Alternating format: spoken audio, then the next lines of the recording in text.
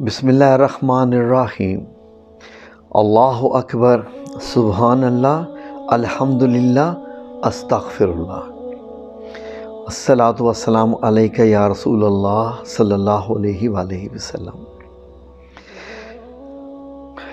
ناظرین، آج سال کا پہلا دن جنوری 1، تو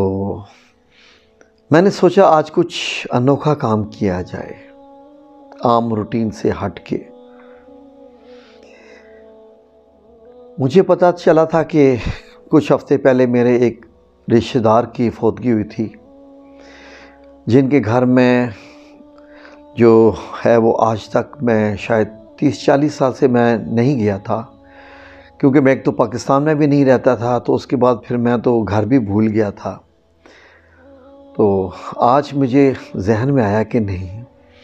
فوتگی ہوئی ہے تو چلتا ہوں، ان سے ملاقات کرتا ہوں۔ گاؤں میں ایک یہاں سے 30-40 کلومیٹر دور آج میں گیا ان کے گھر میں، اتنے عرصے کے بعد تو جب میں نے ان سے ملاقات کی، ان کے ساتھ افسوس وغیرہ کیا، اس کے بعد کچھ اپنے بچپن کی یادیں، کچھ دعائیں، کچھ معاملات جب ان کے ساتھ ڈسکس کیے، یقین کیجئے کہ جس قسم کی جب آپ عبادت کریں بڑی خوشی و خضوع کے ساتھ، تو آپ کا دل مطمئن ہوتا ہے نا، بڑا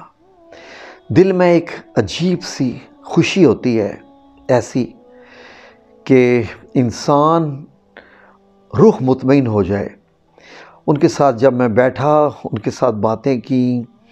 اور اتنا عرصہ مطلب یہ ہے کہ نہ ملنے کی وجہ سے ایکسکیوز بھی کیا، تو ان کے چہروں پہ جو میں نے چمک دیکھی، ان کے چہروں میں جو میں نے خوشی دیکھی، یقین کیجئے ناظرین، ان سب میں بیان نہیں کر سکتا، بیان سے باہر ہے۔ بعض دفعہ ایسا ہوتا ہے کہ جب آپ اپنے رشتہ داروں سے نہیں ملتے، خواہ اس میں کوئی بھی وجہ ہو، آپ کی زندگی بہت مصروف ہے، آپ پاکستان میں نہیں ہوتے، یا آپ جاب ایسی کرتے ہیں کہ آپ کو وقت نہیں ملتا، کوئی بھی وجہ ہو، کچھ بھی ہو، جب آپ اپنے رشتہ داروں سے دور ہونا شروع ہو جاتے ہیں، تو وہ اسی چیز میں کنسیڈر کرتے ہیں کہ شاید آپ میں غرور اور تکبر ہے، کہ جس کی وجہ سے آپ ان سے ملنا پسند نہیں کرتے یا ان کے گھر نہیں جا رہے۔ میں اپنی ہر ویڈیو میں ایک ہی بیان دیتا ہوں کہ اگر کسی نے مجھے کوئی گالی دینی ہو، نہ کسی نے میرا دل توڑنا ہو، مجھے برے سے برے لقب سے پکارنا ہو، برے سے برا، مجھے کوئی صرف اتنا کوئی مجھے کہہ دے کہ تم تکبر کر رہے ہو، تمہارے اندر غرور ہے، تمہارے اندر بغض ہے، یہ جو الفاظ ہیں بڑے سخت الفاظ ہیں۔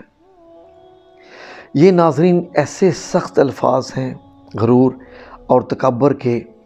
ان پہ جتنی بھی بات کی جائے کم ہے۔ آج میں سورہ مومن کی ایک آیت دیکھ رہا تھا ناظرین، اس کے ترجمے کا مفہوم میں بیان کرنے لگا ہوں آپ کے لیے، کیونکہ یہ جب میں نے یہ آیت پڑھی تبھی میرے دل نے کہا کہ نہیں، کسی کے دل میں آپ کے لیے یہ وہم و گمان نہیں جانا چاہیے کہ آپ کے اندر غرور ہے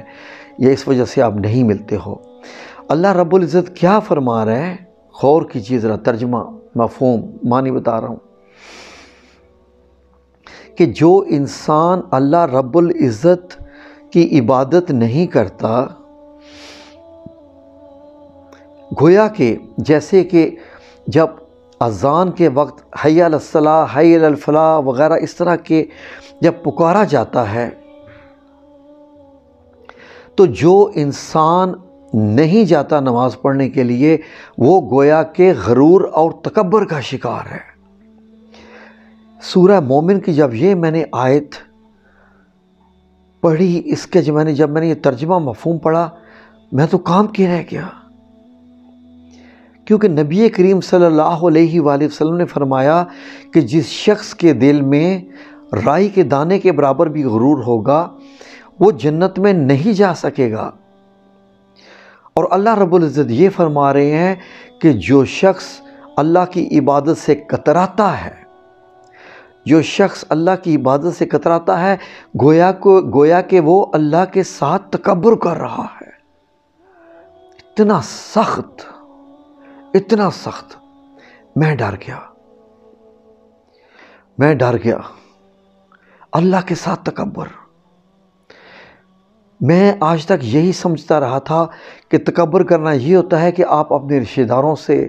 نہ ملیں یا ان کو اپنے برابر نہ سمجھیں، یا جب وہ آپ کے گھر میں اگر کوئی غریب رشتہ دار آ جائے تو آپ اسے اچھا سلوک نہ کریں، شاید یہی تکبر ہے۔ لیکن اذان کے بعد نماز نہ پڑھنا بھی تکبر ہے، یعنی گویا کہ ثم نعوذ باللہ کہ اللہ پکار رہا ہے کہ آؤ فلاح کی طرف، آؤ نماز کی طرف،